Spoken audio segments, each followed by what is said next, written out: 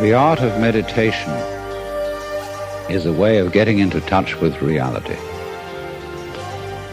And the reason for it is that most civilized people are out of touch with reality because they confuse the world as it is with the world as they think about it and talk about it and describe it.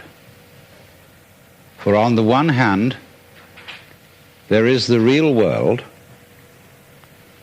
and on the other, a whole system of symbols about that world which we have in our minds. These are very, very useful symbols. All civilization depends on them. But like all good things, they have their disadvantages. And the principal disadvantage of symbols is that we confuse them with reality, just as we confuse money with actual wealth. And our names about ourselves, our ideas of ourselves, our images of ourselves with ourselves. Now, of course, reality, from a philosopher's point of view, is a dangerous word. A philosopher will ask me, what do I mean by reality? Am I talking about the physical world of nature? Or am I talking about a spiritual world? Or what? And to that I have a very simple answer. When we talk about the material world, that is actually a philosophical concept. So in the same way, if I say that reality is spiritual, that's also a philosophical concept. And reality itself is not a concept.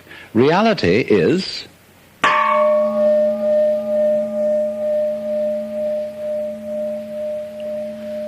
and we won't give it a name. Now, it's amazing what doesn't exist in the real world. For example, in the real world, there aren't any things, nor are there any events. That doesn't mean to say that the real world is a perfectly featureless blank. It means that it is a marvelous system of wiggles in which we descry things and events in the same way as we would project images on a Rorschach blot or pick out particular groups of stars in the sky and call them constellations, as if they were separate groups of stars. Well, they're groups of stars in the mind's eye, in our system of concepts. They are not out there as constellations already grouped in the sky. So in the same way, the difference between myself and all the rest of the universe is nothing more than an idea. It is not a real difference. And meditation is the way in which we come to feel our basic inseparability from the whole universe. And what that requires is that we shut up. That is to say, that we become interiorly silent and cease from the interminable chatter that goes on inside our skulls.